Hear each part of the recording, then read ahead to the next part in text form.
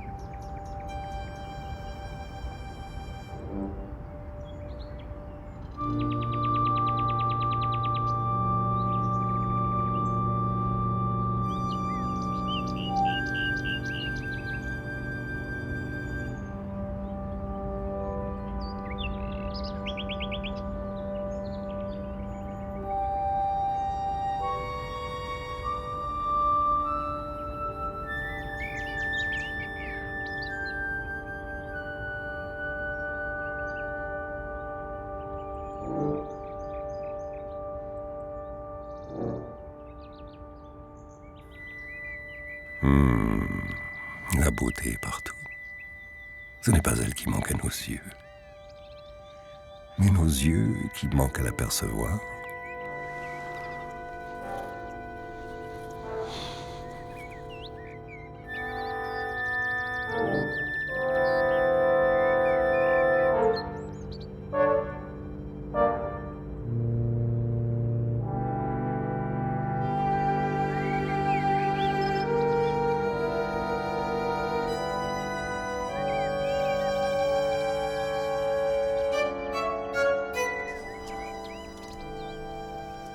Accoudé à ma fenêtre dans mon ermitage de Meudon, je baigne mon front dans la vapeur du matin. Toutes les pensées sombres s'éloignent. Je cède à la douceur de cette belle heure du printemps. Je sais que mon peuple de statues m'attend pour se laisser voir et pour travailler avec moi.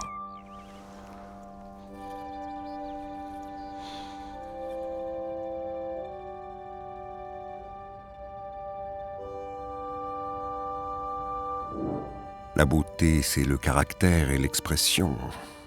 Or, il n'y a rien dans la nature qui ait plus de caractère que le corps humain. Il évoque par sa force ou par sa grâce les images les plus variées. Par moments, il ressemble à une fleur, la flexion du torse imite la tige, le sourire des seins, de la tête et de l'éclat de la chevelure répondent à l'épanouissement de la corolle. Par moments, il rappelle une souple liane, un arbuste, à la cambrure fine et hardie.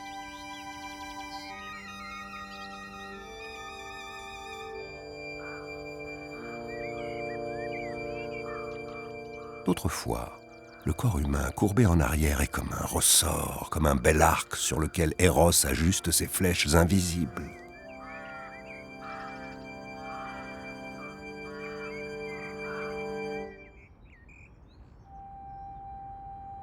D'autres fois encore, c'est une urne.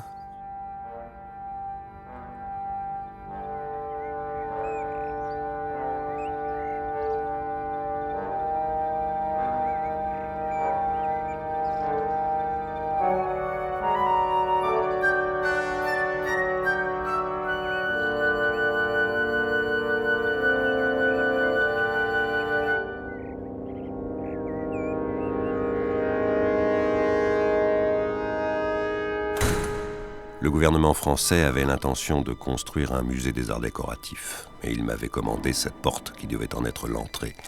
La commande vint au bon moment.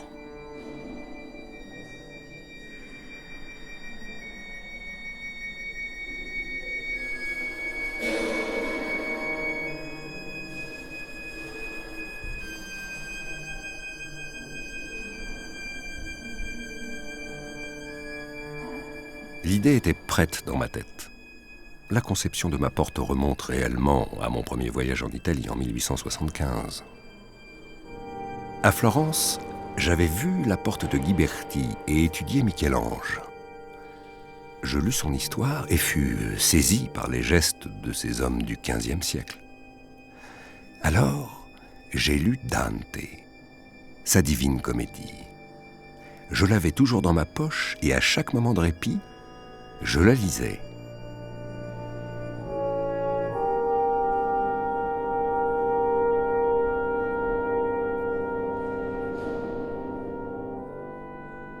Les formes ne sont pas des fantaisies, mais des fatalités. Elles ont leur force.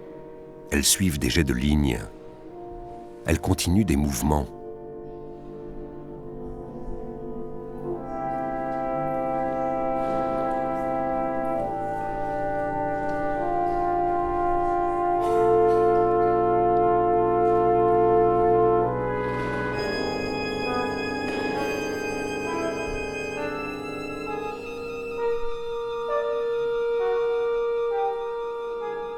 Dans cette porte de l'enfer, j'ai remis au jour les moyens employés par les artistes de la Renaissance.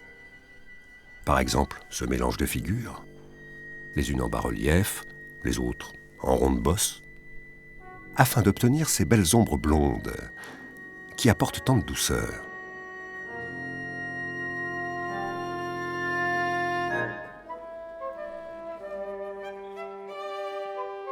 Sans doute l'enlacement du baiser est joli, mais dans ce groupe, je n'ai rien trouvé.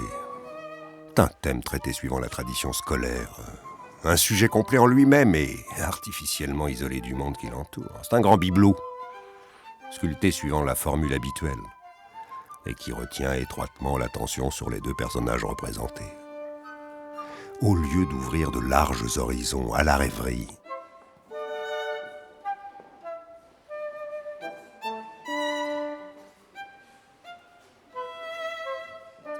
le corps humain, quelle source de joie et de surprise inespérée pour l'œil de l'artiste. Depuis 50 ans que je l'étudie, je découvre tous les jours en lui des aspects que j'ignore.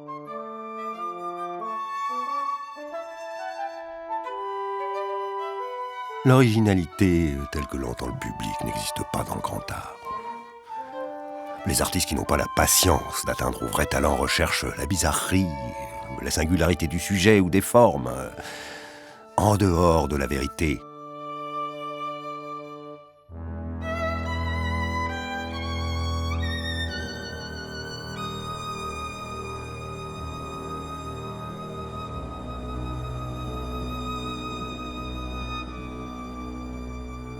Ces mots pédants, biceps, triceps, brachial ou crural, et tant d'autres.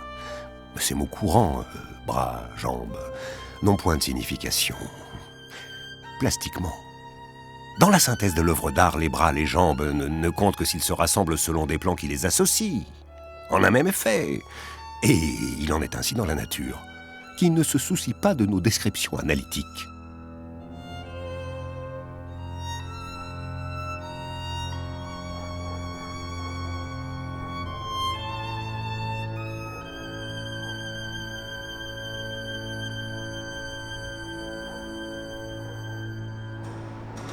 Tout s'inclouait dans le lait de l'atmosphère.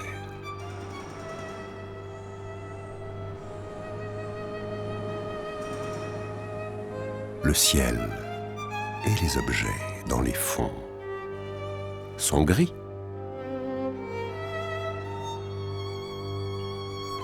Cette belle vue entre les pilastres et les arcades de mon musée, cette profonde perspective estompée,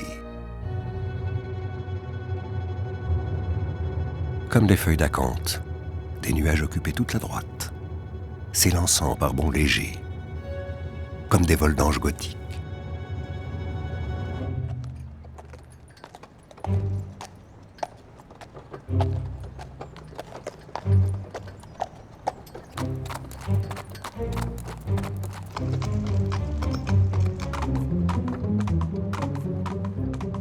Quelle beauté partout autour de moi.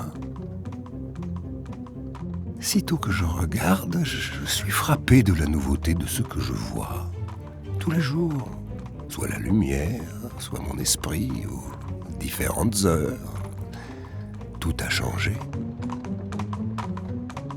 Tous les jours, je descends ainsi de Meudon pour aller à la Seine, prendre le bateau.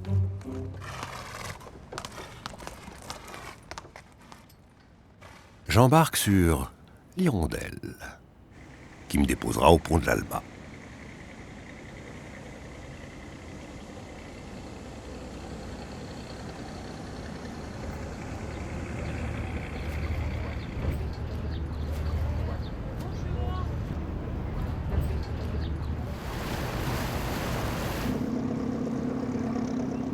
Dieu n'a pas fait le ciel pour que nous ne le regardions pas.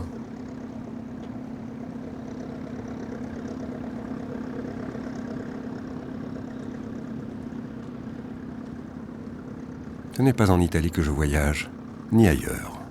Pour moi, pour ma vision présente, c'est le ciel qui est le principal paysage. Or, il règne partout, changeant sans cesse les aspects, et des plus familiers, faisant des spectacles nouveaux.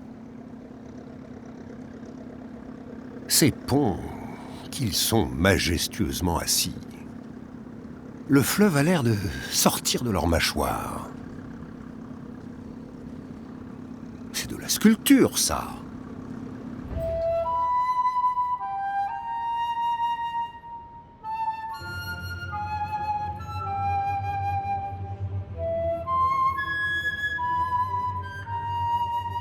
Aucun pays au monde, autre que l'île de France, même Rome ou Florence, n'a la douceur de ce ciel.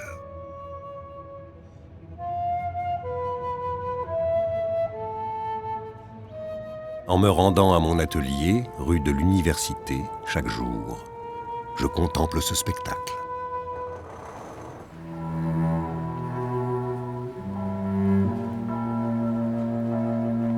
Le travail de l'atmosphère apporte à la sculpture une collaboration précieuse. L'eau des pluies accuse les parties en relief en les lavant et en les oxydant. Tandis que les poussières et les salissures, en se logeant dans les parties creuses, en accentuent les profondeurs.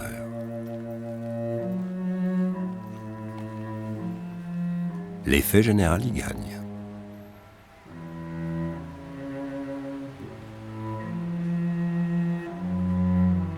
Le bronze est toujours plus avantageux pour ma sculpture, car il garde mieux mon modelé. Le marbre étant une traduction, je ne peux pas en répondre autant.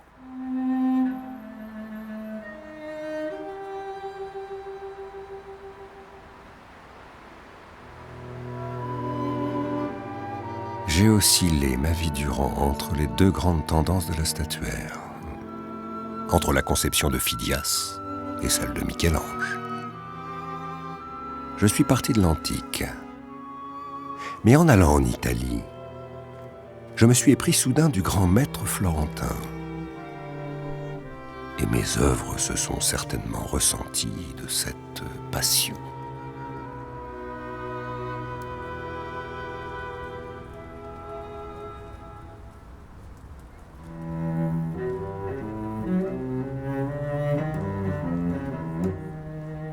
Je donne à l'État toute mon œuvre, plâtre, marbre, bronze, pierre et mes dessins, ainsi que ma collection d'antiques.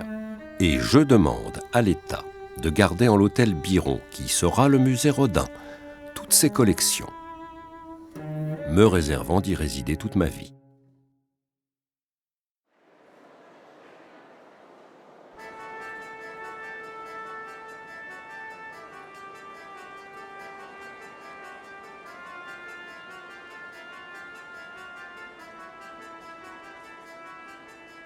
malgré les vêtements qui cachent tout. Que de beaux mouvements j'aperçois dans la foule. Des hommes marchent, ils sont alertes, jeunes. Et ses jambes, ses bras se meuvent si aisément, avec tant d'équilibre, de souplesse, c'est beau. Mais la plupart des gens ne s'en doutent même pas.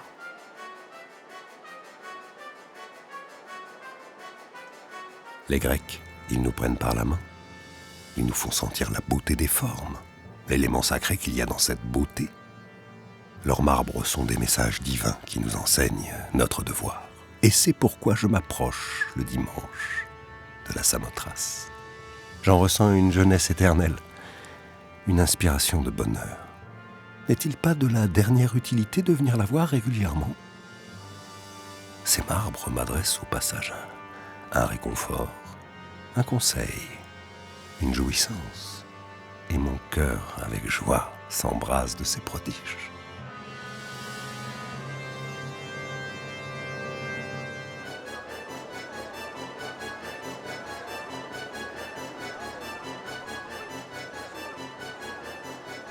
Voici la merveille des merveilles. Mes souvenirs, avec un respect voluptueux, retournent sans cesse à la Vénus de Milo, nourrice de mon intelligence. Quelle ampleur triomphale, quelles ombres vigoureuses, quelle splendeur en ton beau torse assis fermement sur tes jambes solides, et dans ces demi-teintes qui dorment sur tes seins, sur ton ventre splendide, large comme la mer. Voyez ce dos, quelle ligne, quelle architecture. C'est comme une colonne qui supporte le ciel. Il fait un peu sombre, mais ça ne fait rien, cette sculpture. Les ombres y séjournent avec plaisir. Ce corps est si puissant qu'il supporte les ombres.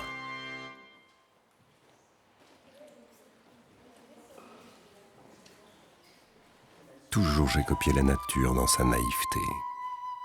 Et c'est en exagérant le mouvement que j'obtins parfois une souplesse qui se rapproche du vrai. C'est en somme ce que faisaient les anciens. Ils amplifiaient la nature.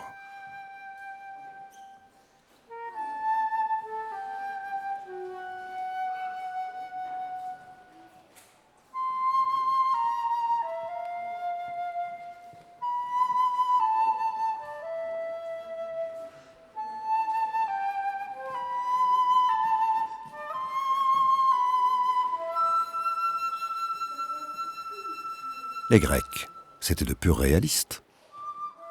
La Vénus de Milo est une femme copiée, prise sur le vif. Appelez-la Vénus, appelez-la comme vous voudrez. C'est une femme vraie, et c'est pour cela qu'elle est belle. Les grands artistes anciens regardaient la nature avec leurs yeux naïfs. Ils voyaient bien, ils copiaient bien.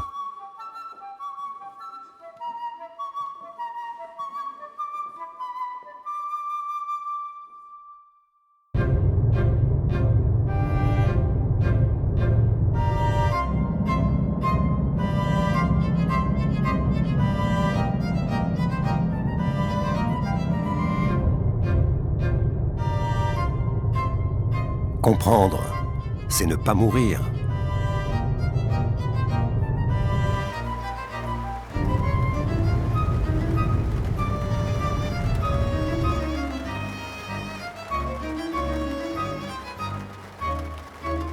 Le paradis, il est sur la terre, le voilà.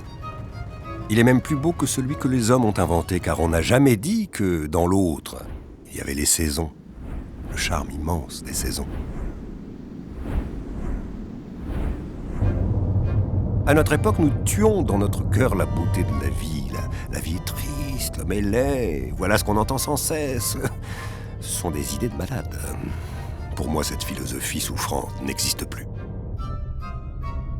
Je ne perdrai pas ma journée. C'est à Chartres que nous allons.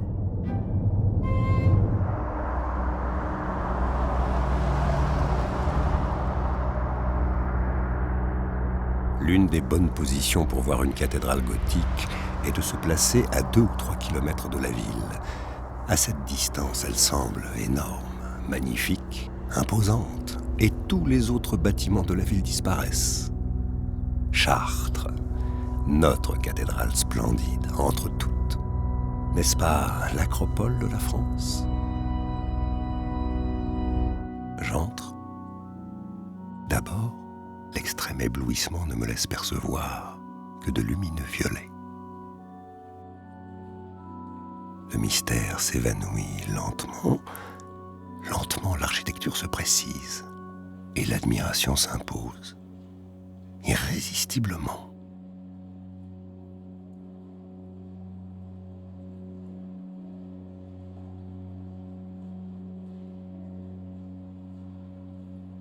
Puis, mon regard peu à peu distingue une arcade immense, sorte d'arc-en-ciel ogival qui apparaît auprès du ressaut des piliers.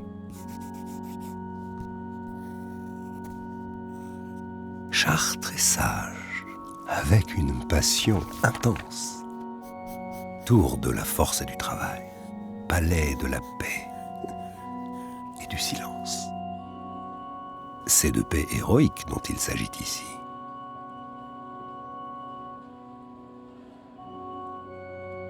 Jamais je n'ai senti aussi nettement la grandeur du génie de l'homme. Je me sens grandir moi-même sous l'afflux de l'admiration.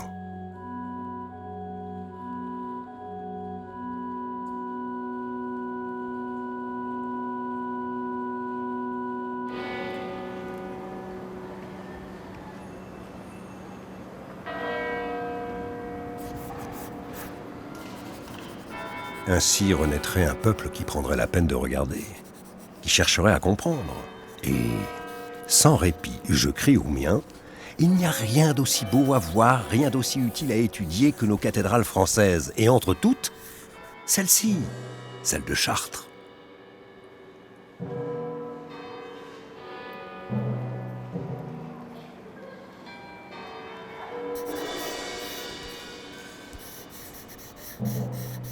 Pour moi, quand je parle des cathédrales au présent, je pense à tous nos villages de France, au passé. Je pense au génie de nos ancêtres, au présent et au passé. Je pense à la beauté des femmes de notre pays.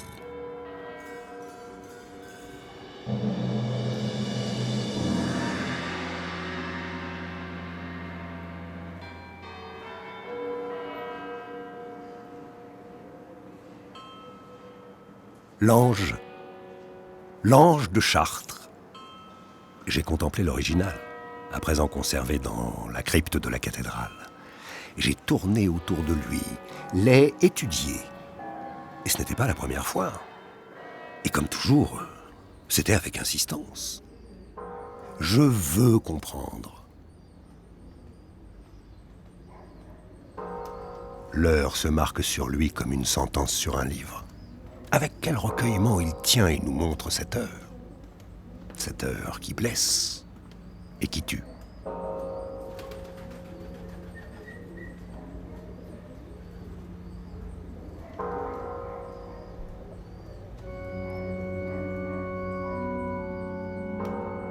Palais du silence.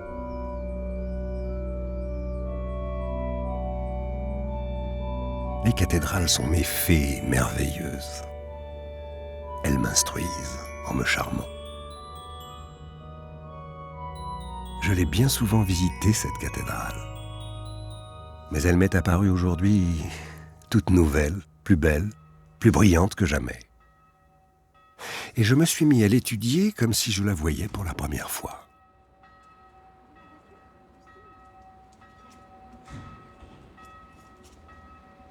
Les contreforts ont dans le haut une petite niche où baigne une figure dans l'ombre. Tous les plans sont en demi-teinte. La force est réservée au noir qui cerne, sans maigreur, les grandes figures.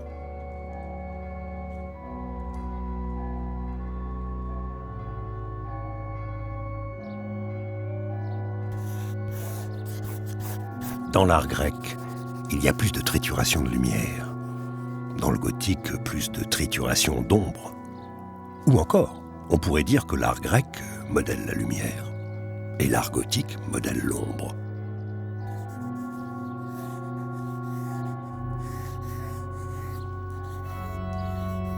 Adorable génie de l'homme qui livre pour des siècles au baiser des astres tout son amour, toute sa foi, tout son travail, en un seul motif de gloire.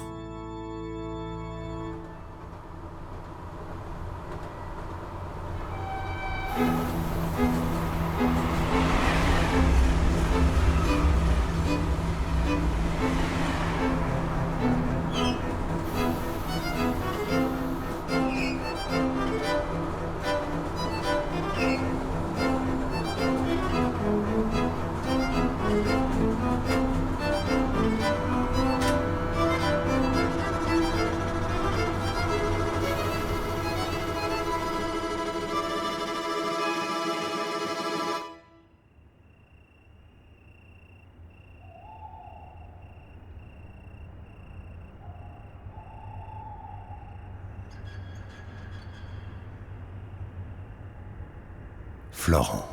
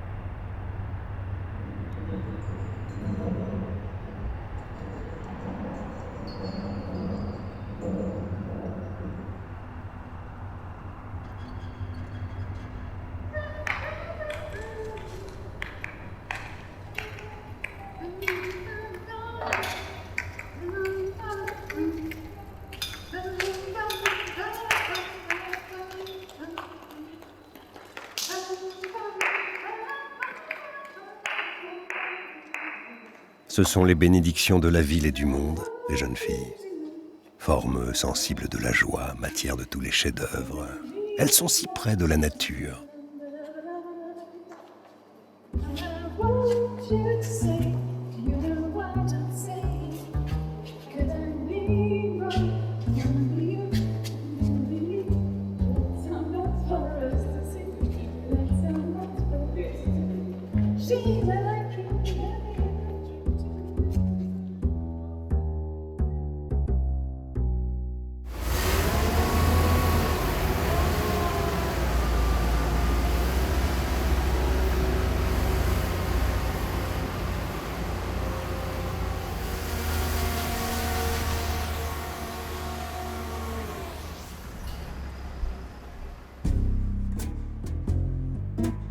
Ce qui est le plus difficile, ce n'est pas de penser avec la primitive ingénuité de l'enfance.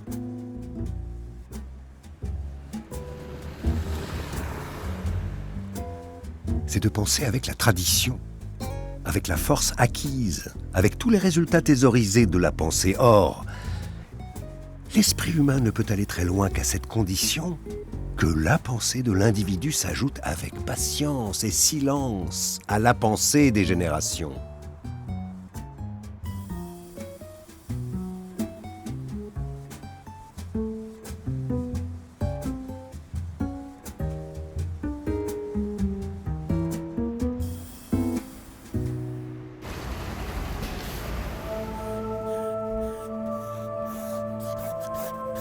Je suis un pont unissant les deux rives, le passé au présent.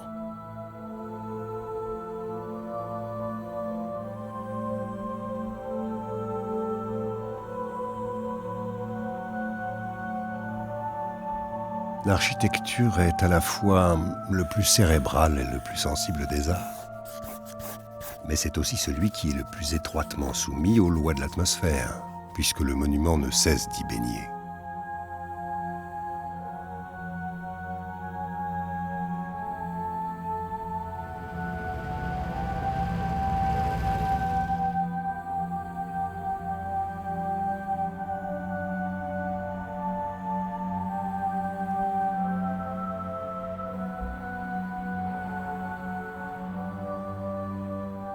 Moi, atome de vie, je me sens plein des siècles de jadis, des siècles vénérables qui ont produit ces merveilles. Ils ne sont pas morts, ils parlent dans la voix des cloches.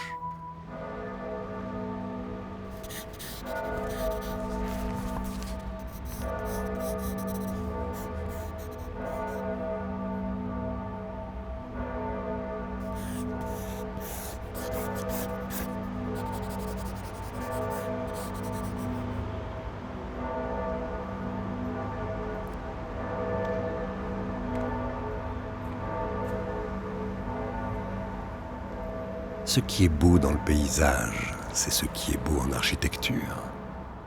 C'est l'air, c'est ce que personne ne juge, la profondeur.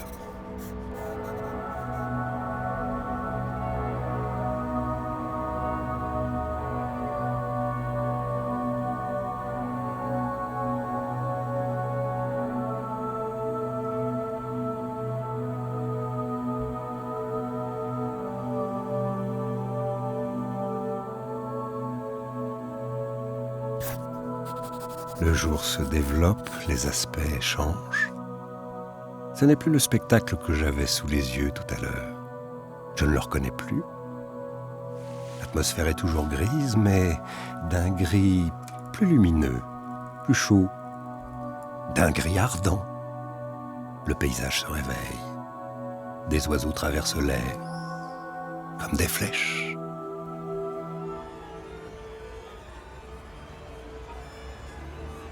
Ma chère Rose, je t'écris de Florence et te donne quelques nouvelles.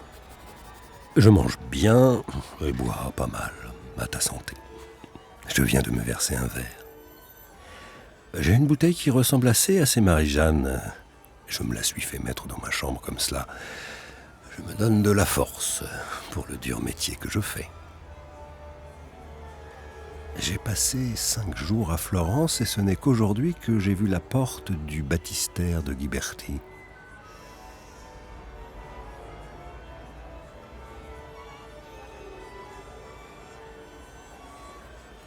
Te dire que je fais depuis la première heure que je suis ici une étude de Michel-Ange ne t'étonnera pas. Et je crois que ce grand magicien me laisse un peu de ses secrets.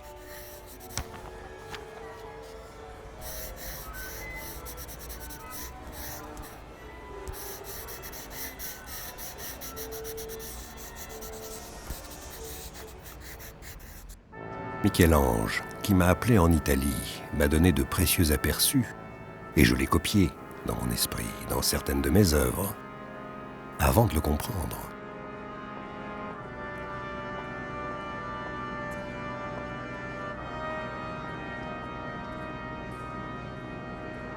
Quand j'ai été en Italie, ayant le cerveau plein de mes modèles grecs, que j'avais étudiés passionnément au Louvre, je me trouvais très déconcerté devant les Michel-Ange.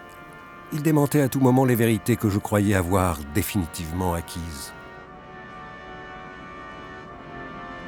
Tiens, me disais-je, pourquoi cette incurvation du torse? Pourquoi cette hanche qui s'élève, cette épaule qui s'abaisse? J'étais fort troublé.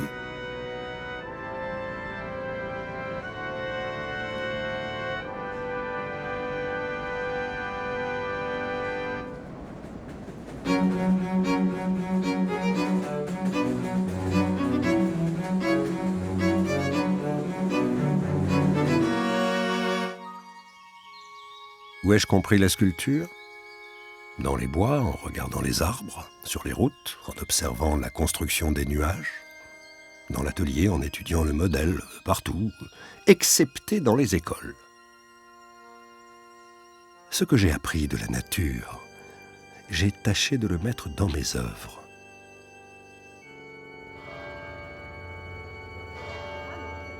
Ma chère Rose, je te dirai que je ne mange pas toujours régulièrement, que je ne traite mon ventre que lorsqu'il n'y a plus rien à voir. Il est comme ma montre, j'oublie quelquefois qu'elle ne va plus, ou bien elle est en différence de 2 heures avec les horloges de la ville, et je ne comprends pas que les musées n'ouvrent pas à l'heure. Je voyage comme chez moi jusqu'à présent, mangeant, dormant au prix que je veux, et puis je deviens, comme tout voyageur, un peu hardi. À propos, Soigne bien ma figure, mais qu'elle ne soit pas trop mouillée. J'aime mieux qu'elle soit un peu ferme. Prends-y bien garde. Et n'y laisse pas toucher seul le petit balourdeau Paul.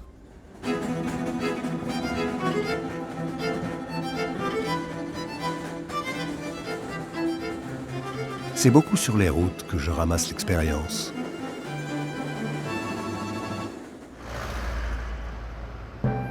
Les photographies des monuments sont muettes pour moi. Elles ne m'émeuvent pas. Elles ne me laissent rien voir, ne reproduisent pas convenablement les plans. Les photographies sont toujours, pour mes yeux, sécheresse et dureté insupportable. L'objectif voit bas-relief, comme l'œil.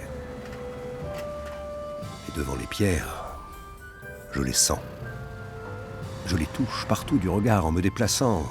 Je les vois plafonner en tous sens sous le ciel. Et de tous les côtés, je cherche leur secret.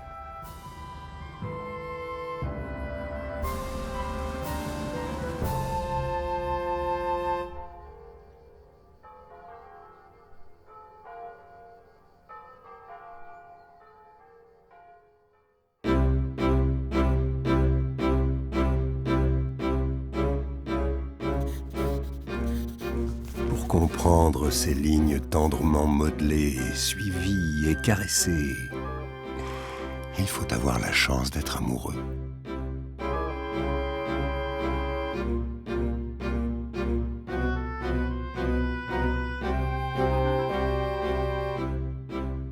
À chaque visite, les bâtisseurs me font des confidences nouvelles. Ils m'ont enseigné l'art d'employer l'ombre avec laquelle il convient d'envelopper l'œuvre. Je veux célébrer ces moulures, amoureusement modelées, comme des lèvres de femme. Il y a dans la première Renaissance une profusion de petits ornements, inutiles, est-on tenté de dire. C'est la générosité d'un cœur riche, qui n'économise pas. Elle ne choisit pas le marbre et l'or pour s'exprimer, elle se contente de la pierre et l'envoie jusqu'aux voûtes, en broderie qui festonne. L'art, à son matin, n'a pas besoin de la richesse.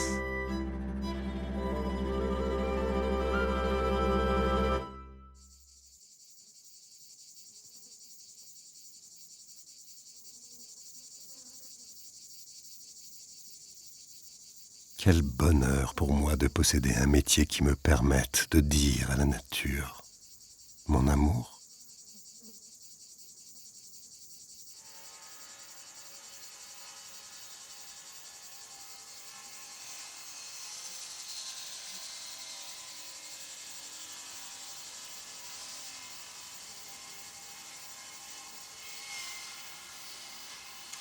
Carrare.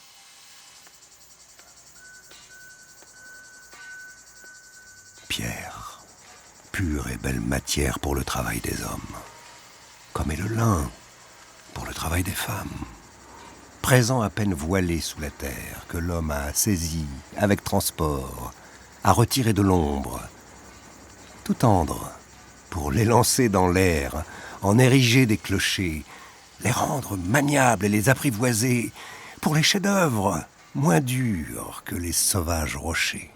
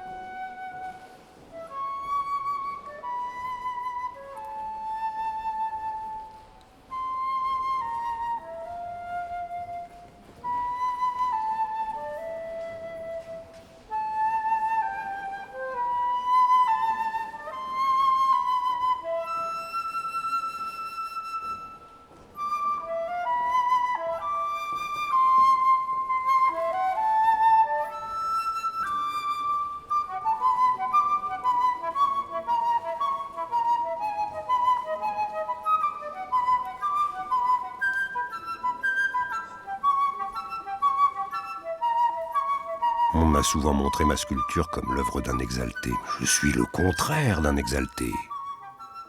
J'ai plutôt le tempérament lourd et doux. Je ne suis pas un rêveur, mais un mathématicien. Ma sculpture est bonne parce qu'elle est géométrique. Je ne nie pas qu'il y ait de l'exaltation dans mes œuvres. C'est parce qu'il y a de la vérité. Cette exaltation se trouvait non en moi-même, mais dans la nature, en mouvement. Ah, la nature, la nature.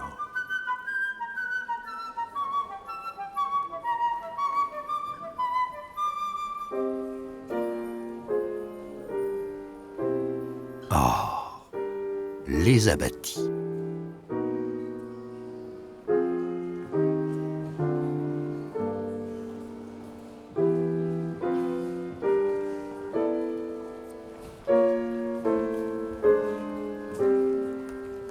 Je suis un inventeur.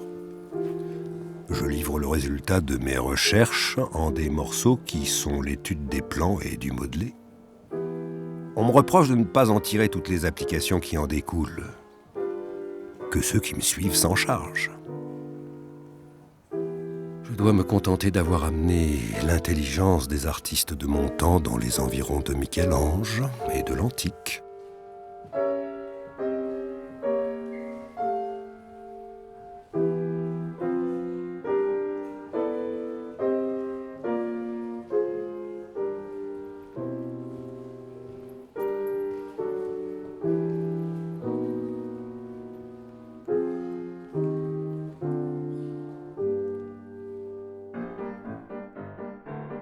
Je m'efforce de rendre ce que je vois avec autant de volonté que je peux. Je procède méthodiquement par l'étude des profils du modèle que je copie. Je place le modèle de manière à ce que la lumière en éclaire le contour, que j'appelle le profil. Je l'exécute. Je tourne ma selle, où j'ématère et fais tourner de même mon modèle. Je vois ainsi un autre profil. Je tourne encore, je tourne encore. Je fais ainsi successivement tout le tour de la tête ou du corps. Je recommence. Je serre les profils de plus en plus. Je les épure. Je rectifie les différences qui existent entre les deux profils, ma terre et le modèle. Le corps humain a des contours à l'infini. Je les multiplie autant que je le juge utile. En fait, je fais une mise au point par l'œil au lieu de la faire avec un compas.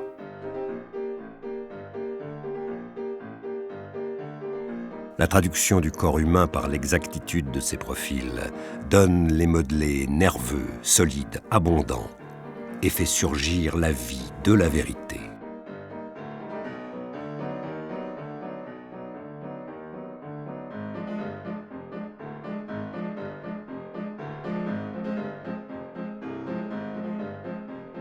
J'ai toujours appliqué cette méthode. C'est avec elle que j'ai fait L'homme au nez cassé. J'avais alors 24 ans. Ça ne date pas d'hier. Oh, ce Clémenceau, là.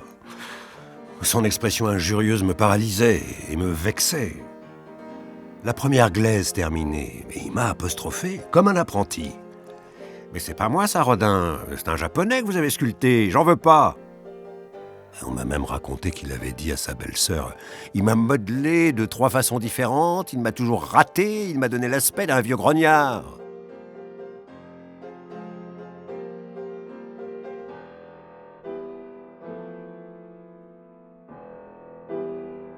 La sculpture, c'est du trou et de la bosse. Ce n'est pas la netteté des figures lisses et sans modeler. Le modelé, c'est le reflet de la vie. C'est la vie même.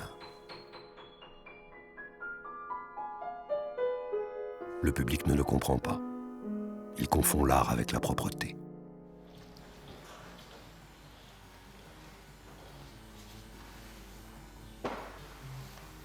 L'éblouissement d'une femme qui se déshabille fait l'effet du soleil perçant les nuages.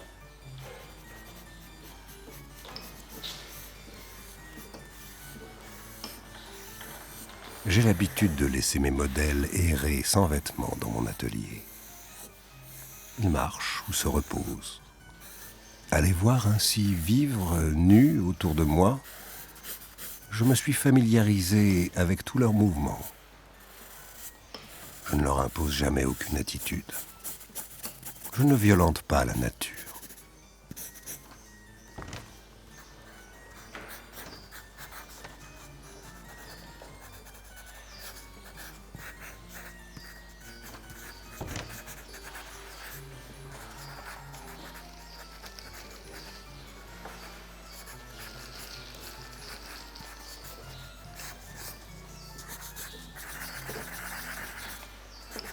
J'observe longuement mon modèle. Je ne lui demande pas de pose cherchée. Je le laisse libre d'aller et venir dans l'atelier, comme un cheval échappé. Et je transcris les observations que je fais. C'est par cette étude patiente que j'ai retrouvé, parfois, les procédés des Grecs, grâce au travail lui-même, et non en imitant leur statut. C'est leur méthode qui me revient. C'est à moi de saisir et de retenir la ligne qui me paraît vraie. Il en est des attitudes et des mouvements comme des vagues de la mer. Elle et il varient à l'infini. Je veux qu'avant tout mes figures soient vigoureusement réelles. J'essaie de me dégager de toutes les formules d'école pour me placer comme les artistes antiques, devant la nature même.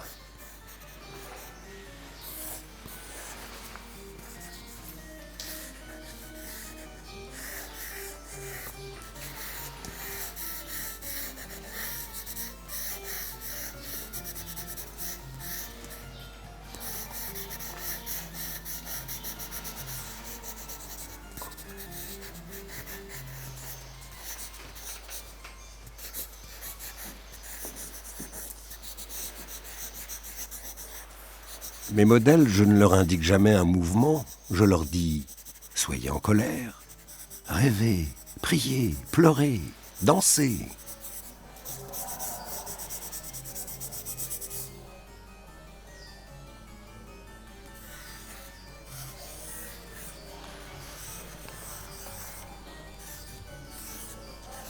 D'après cette femme nue, je recherche la vie et le mouvement. J'essaie de traduire la souplesse du corps humain. Mais bien arriérés sont ceux qui voient des obscénités dans mes productions.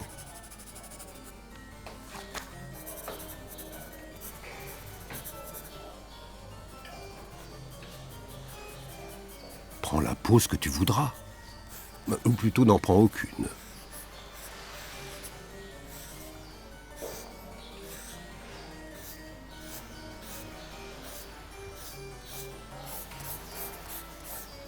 Bien sûr, je suis un être sensuel. Et ma sensualité est continuellement excitée par les impressions que je reçois. Mais ce n'est pas la sensualité du sexe.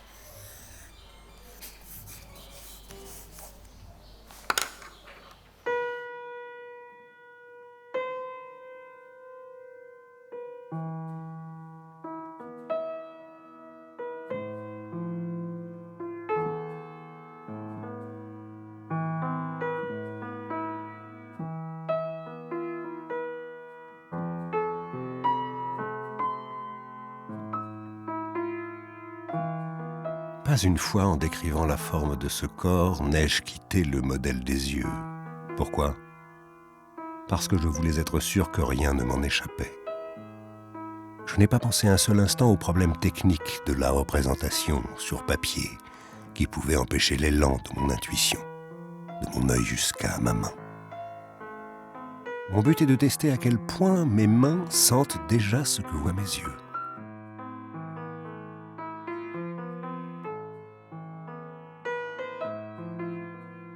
Aujourd'hui, on nie la moralité de mon crayon et on me reproche la licence de mes pensées. Quant à mes dessins exposés tant de fois, mais ils sont tous sauf licencieux. Ce sont bien plutôt des schémas aussi peu clairs aux profanes que des problèmes d'algèbre. Et si l'on affichait ces dessins au kiosque du boulevard, je crois qu'on n'en vendrait aucun, même un sou, aux amateurs de gaudrioles. Il ne devrait pas y avoir de discussion en ce qui concerne la morale dans l'art. Il n'y a pas de morale dans la nature. Quand on suit la nature, on obtient tout. Lorsque j'ai un beau corps de femme pour modèle, les dessins que j'en prends me donnent des images d'insectes, d'oiseaux, de poissons. Cela paraît invraisemblable et je ne m'en doutais pas moi-même.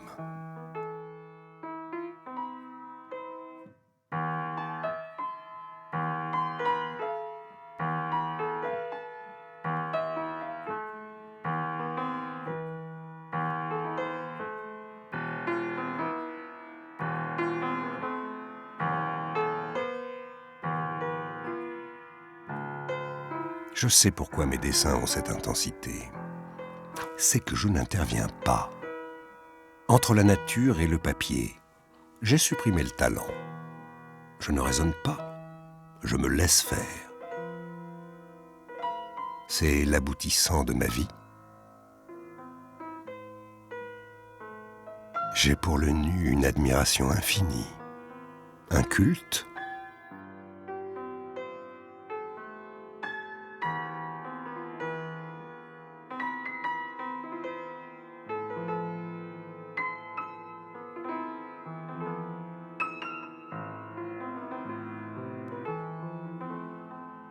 Mes esquisses sont l'essentiel de ma sculpture, qui est du dessin de tous les côtés.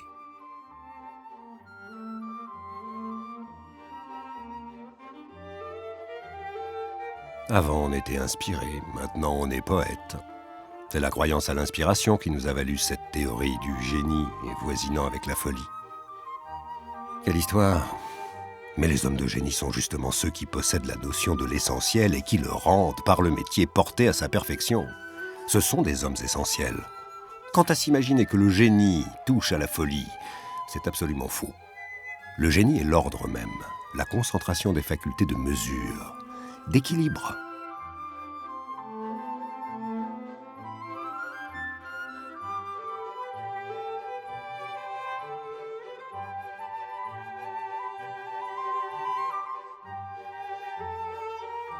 Quel reproche me faites-vous? C'est un dessin, croyez-le, que j'ai laissé ma statue dans cet état. Elle représente la méditation. Voilà pourquoi elle n'a ni bras pour agir, ni jambes pour marcher.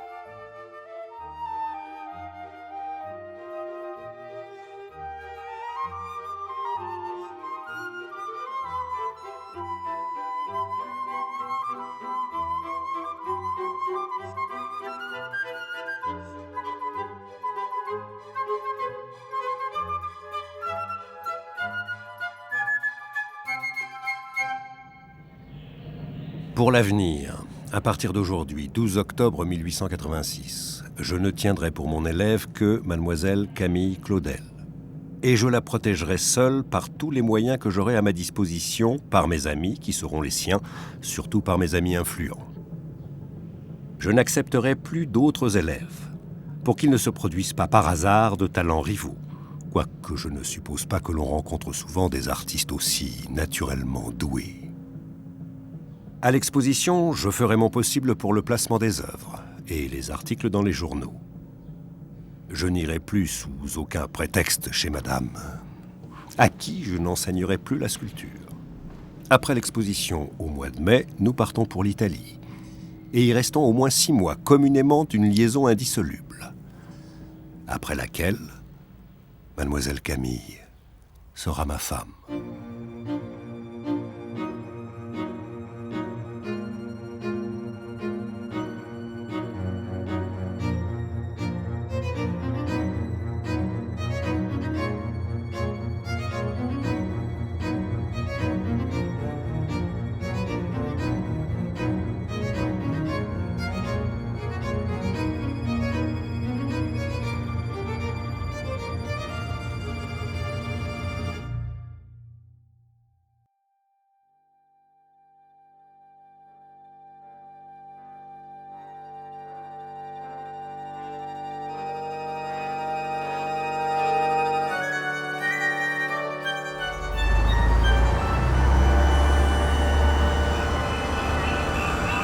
Cette œuvre dont on a ri, qu'on a pris soin de bafouer parce qu'on ne pouvait pas la détruire, c'est la résultante de toute ma vie, le pivot même de mon esthétique. Du jour où je l'eus conçu, je fus un autre homme. Mon évolution fut radicale. J'avais renoué entre les grandes traditions perdues et mon propre temps.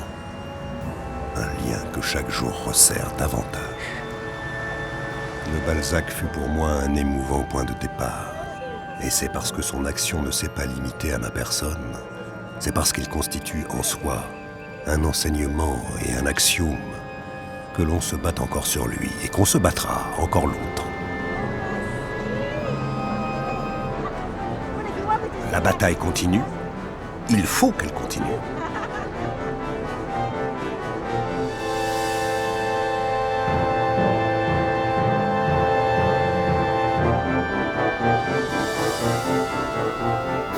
Balzac a contre lui le S-Docteur de la loi esthétique, l'immense majorité du public et la plus grande partie de la presse critique.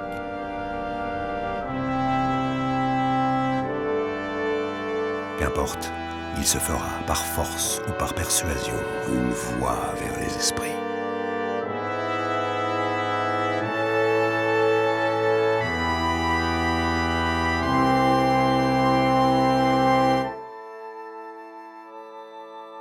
On a ricané autour de mon œuvre, copieusement.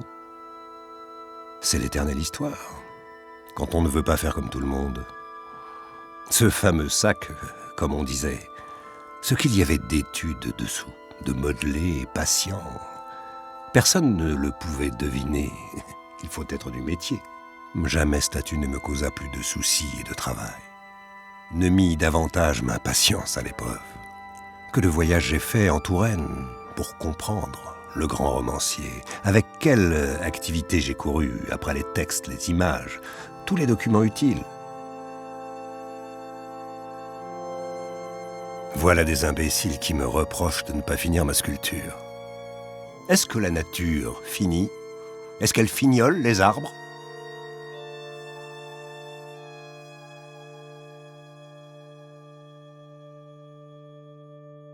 Pour évoquer ce mort, c'est de la vie que je me suis inspiré.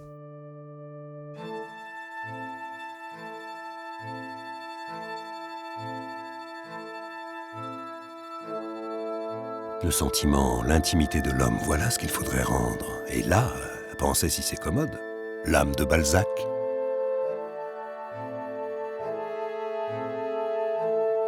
C'est mon enfant chéri. Parce que c'est celui auquel le public a fait le plus mauvais accueil. La paternité a de ses faiblesses.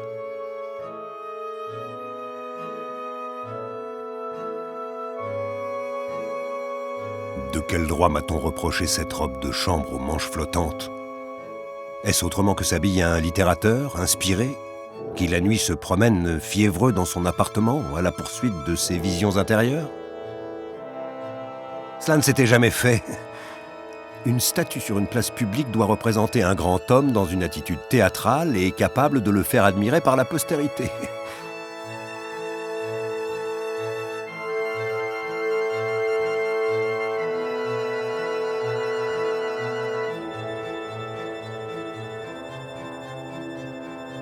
Mais de telles raisons sont absurdes. Je prétends, moi, qu'il n'y avait qu'une manière d'évoquer mon personnage. Je devais montrer un génie qui, dans sa petite chambre, reconstruit pièce à pièce toute une société pour la faire vivre, tumultueuse devant ses contemporains et devant les générations à venir. Un Balzac vraiment héroïque qui ne prend pas un moment de repos, qui fait de la nuit le jour, qui s'efforce en vain de combler le trou creusé par ses dettes, qui surtout s'acharne à l'édification d'un monument immortel, qui bouillonne de passion.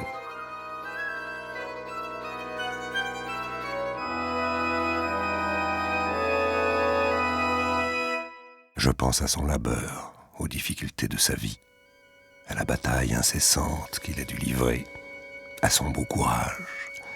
Je voudrais exprimer tout cela